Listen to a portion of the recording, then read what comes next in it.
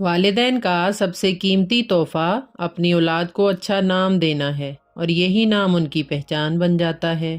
کیا آپ پہلے سے یہ جانتے ہیں کہ اللہ کے 99 ناموں میں سے کچھ نام ایسے ہیں جو بچوں کے لیے بہترین ہیں؟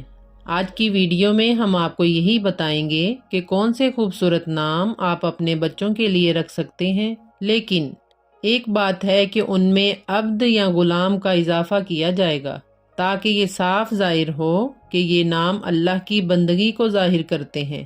آج میں نے اللہ کے 99 ناموں میں سے 16 نام منتخب کیے ہیں جنہیں آپ اپنے بچوں کے نام کے طور پر رکھ سکتے ہیں۔ میں ان ناموں کو ایک کے بعد ایک آپ سے شیئر کروں گی، تو آئیے شروع کرتے ہیں۔ نمبر 1 پر جو نام ہے وہ ہے عبد الرحمن۔ نمبر 2 پر ہے عبد الرحیم۔ نمبر 3 پر ہے عبد الملک۔ نمبر 4 پر ہے عبد القدوس۔ نمبر 5 پر ہے عبد السلام، یہ بھی نام بہت پیارا ہے، آپ یہ بھی رکھ سکتے ہیں۔ نمبر 6 پر ہے عبد العزیز۔ نمبر 7 پر ہے عبد الجبار۔ نمبر 8 پر عبد المتکبر۔ آپ کمنٹ میں بتانا آپ کو یہ نام کیسا لگا۔ نمبر 9 پر ہے عبد الغفور۔ نمبر 10 پر ہے عبد الحلیم۔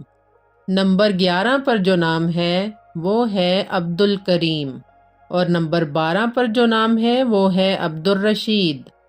نمبر 13 پر ہے عبد الحمید، اور نمبر 14 پر ہے عبد القادر۔ آپ کو یہ نام کیسا لگا؟ آگے نمبر 15 پر ہے عبد النور، اور نمبر 16 پر ہے عبد الصبور۔ یہ تھے وہ 16 خوبصورت نام جو آپ اپنے بچوں کے لیے رکھ سکتے ہیں۔ ایک بات اور ہے کہ اگر بغیر عبد یا غلام کے نام رکھنا ہو تو صرف وہ نام رکھے جا سکتے ہیں جو صفاتی معنی میں عام طور پر انسانوں کے لیے بھی استعمال ہوتے ہیں، جیسا کہ رشید نام ہے، کریم بھی ہے، حلیم بھی ہے، حمید نام ہے، علیم نام ہے۔ یہ ہم غلام کے طور پر رکھ سکتے ہیں، لیکن اللہ تعالیٰ کے ایسے اسما جیسے اللہ، الرحمن، الخالق یا القدوس براہ راست انسان کے نام کے طور پر استعمال کرنا یہ مناسب نہیں ہے، کیونکہ یہ خاص طور پر اللہ کی ذات کے لیے مخصوص ہیں۔